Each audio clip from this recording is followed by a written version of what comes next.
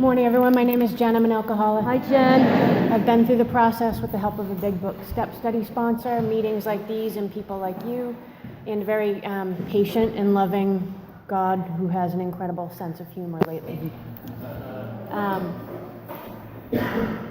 I'm really nervous. It's not an earthquake, it's my heart beating out of my chest. So if my train of thought jumps the rails a little bit, just try to bear with me. My first week when I came into the halls of AA, and it wasn't this meeting, it was a different meeting, but my first week, I remember looking on the wall at the steps laid out, and I remember reading them. Now, I had a week sobriety, but I remember anticipating how I would tackle each step. And so when I got to 8 and 9, and I was reading 8 and 9 on the wall, I thought, this is going to be a piece of cake, because when I drank at home. I isolated, and occasionally people would be over, but for the most part, I drank alone. And I thought, this is going to be easy. Very few amends to make.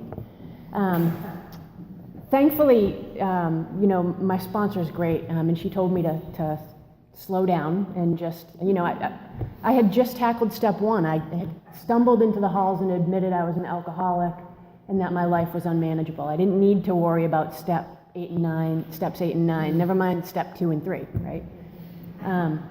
So the deeper I got into the work, as time went on, I thought about that. I thought about my isolating and how I drank alone. And I realized through doing the work, I was just not present for life. I wasn't. I mean, my rationale for staying in the house and drinking and isolating was that I didn't want to hurt anybody else. The reality is I didn't want anybody to come between my drinking and me. That's what it was. And so for me, the first amends I felt I had to make were to my family, because I just was not present. I missed family functions and holidays because I didn't want to go see them and disappoint them. And even when I did show up, I drank. And I wasn't, even though I was present, I wasn't present, right? I wasn't there. I wasn't actively participating and listening. So for me, I knew my first amends had to be to my parents. And so I planned that I was going to go visit them on a weekend up in New Hampshire. I was going to do an overnight visit. I'm driving up, and my plan is to make the amends on Saturday afternoon, because I was nervous, so that I could then have the stress of making the amends relieved, and I could actually, honestly, enjoy their company and be with them. But right, like my plan, right, God's plan was very different. And I remember before going up, I had asked my sponsor. My sponsor is huge throughout my life, but in these steps, I've got to do a gut check every single time. I remember asking her before I went up, okay, so I'm going to make amends to my mom and dad this weekend. I can do them together, right? Because they're a unit, mom and dad. It's like one word, right? Mom and dad. And she was like, no, Jen, no, you can't. You've got to do them individually. So the reason why I didn't make amends on Saturday is because it is insanely difficult to pull my parents apart. They are like this. So I had to wait till Sunday morning till one of them hopped in the shower, and so that's basically how I did it. And my dad was first. And he was busy doing his thing, and my mom went in the shower, and I was sitting at the table, and I pulled out a chair, and I said, "Sit down, Dad, we need to talk." And his face dropped, and he looked defeated.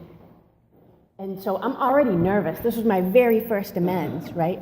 And I was like, oh my God, right? So breathe in faith, breathe out fear.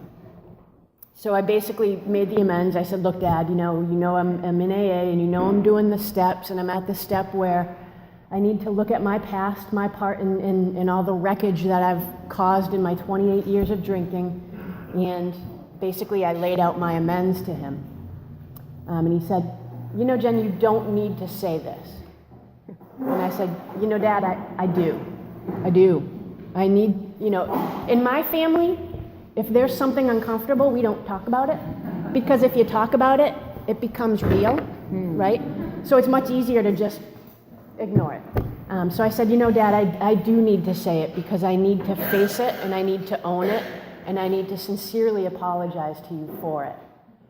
And I said, did I leave anything out? Is there anything you want to talk about? And he said, Jen, I'm really scared. I was really scared that you were going to tell me you relapsed, which is why his face had fallen. His brother, my uncle, was an alcoholic and died an alcoholic death. Basically drank until his system just shut down. So my dad is kind of savvy to alcoholism and what it can do. And so he said, I'm really scared that you're going to relapse. And I told him, listen, I can't tell you I'm not gonna, because that would be a lie. I don't know, I don't know what I'm gonna do. And I'm done lying. That was the Jen of the past. I want to live an honest life now, so I can't sit here and tell you I'm never gonna relapse. I said, what I can tell you is if, I've been given tools. And if I do what I'm supposed to do, if I go to meetings, if I talk to other alcoholics, if I maintain my spirituality, I'm in better shape. I'm safer. And I think he appreciated that. I think he appreciated that honest conversation about, I think he just appreciated that honesty, to be honest with you, because I think he heard his brother say, go in and out, on and off the wagon. And I think he just appreciated the fact that I was honest with him. My mom was the next one. Same thing, sat her down. And I said, Mom, I'm on the steps where I've got to, take ownership and sincerely make amends for the pain I've caused you in the past. And she looked at me and said, I hate this step. I was like, what? Okay. She doesn't know the program, but the night before and this is why the big guy has such a sense of humor. The night before, Saturday night, as I'm sitting there with my parents trying to figure out how to separate them, we're watching TV, and on TV there's this show that we're watching that one of the characters is an addict, and this particular episode that we're sitting there watching as I'm obsessing about how to make this amends is making amends. So anyways, I hate this step. And I think, the dishonesty is I don't know what my mom was thinking, but I think like she probably was trying to protect. My tendency in the past was to just beat myself up. And I think she thought that this was going to be another instance where I was just beating myself up for things that I had done in the past. And I said, it's not about that. It's about, again, facing it, taking ownership for it, and sincerely apologizing and telling you that I wish I had never put you through that. And she said, what I hear a lot from you all, that basically the day that I put the bottle down and turned my disease over to God was the day I started making amends to her.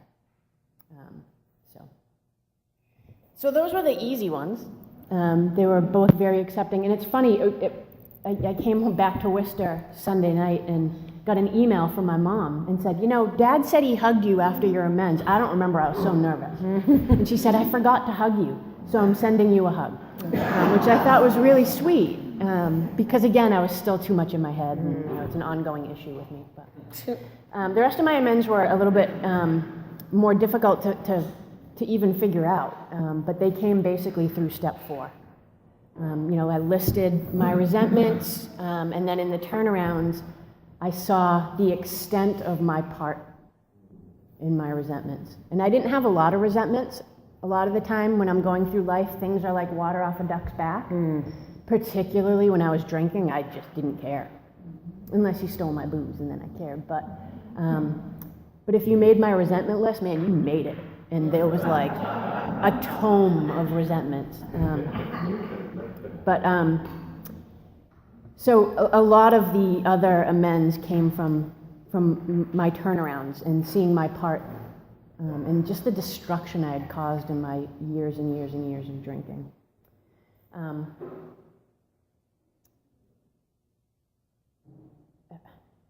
part of the other issue that I struggled with, and again I relied on my sponsor, is I was a blackout drinker. Like 99.9% of the time, I blacked out when I drank. And I remember years and years ago, having a conversation with someone, and I said, she said, "How was your night?" I said, "I don't know, I blacked out." And she was like, "What do you mean, what's blacked out?" And I was like, "What do you mean, what's blacked out? It's when you drink." "No, it's not. It's when you drink, Jen." But so I still pray every day, because I don't always know what I've done and who I've harmed. I pray every day, God, please show me if I left somebody off this list. But there are some people that are no-brainers. I remember, so there's one person on my resentment list who made the list. It's my ex, and my ex cheated on me. So of course my ex is on that list. How dare you cheat on me? And through doing the turnaround and doing the work, what's your part in it, Jen? Well, I cheated on her too, I guess. But she never knew about it, so it doesn't matter. Yeah. Whatever. Under the rug. Yeah.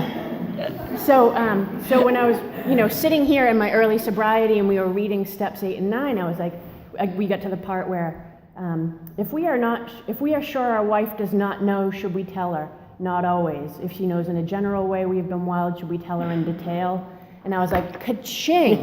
There's an amend I don't have to make. She doesn't know I cheated on her to this day, I think. I don't know, who knows?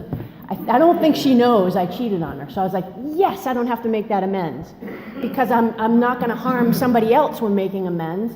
So I'm not going to I'm not going to make that amend. My sponsor, Jen, let's look at this turnaround. Where were you selfish, self-seeking, dishonest, blah, blah, blah. All right, well, why did you do that behavior? Why did you cheat? Well, because I'm full of self-loathing, and I have a low self-esteem, and because of those things, I'm self-seeking. You hear that? Self, self, self, self, self, self, self. There's my amend. I'm sorry I was so full of self when we were in a relationship. I'm sorry I wasn't present. Right.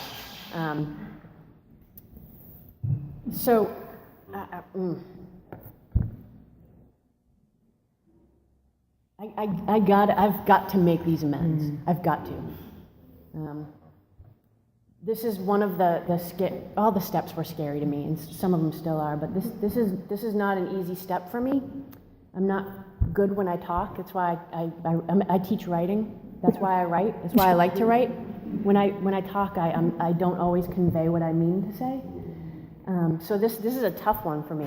These 2 steps, but I got to do it, because if I don't own the past, and if I keep running away from the past, what this work has taught me is that I'm going to run out of gas someday, and it's going to still be haunting me. The wreckage of Hurricane Jen is going to haunt me. And if it haunts me, it's going to start to torment me. And if it starts to torment me, I'm going to seek relief. How does this very good alcoholic seek relief? By going to the bottle. And I can't do that today. I'm not willing. I made a promise when I came into this program that I was willing to go to any length.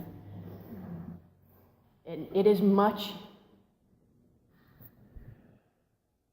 easier for me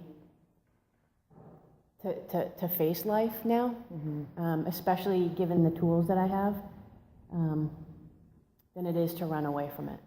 And it's not always pleasant, and it's sometimes scary, but I trust and rely on God that He'll help me and get me through it, because that's the solution for me today. And today, when I'm with people and when I'm making my amends, even to my parents, the beauty of it is I'm present. I'm actively listening, and I'm present, and that's what's really important. So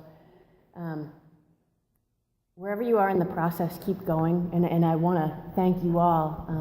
My sponsor is huge in my life in helping me through these steps, but meetings like these and hearing your suggestions and your experiences has helped me so much. So that's it for me. Thank you. Thanks, Jen.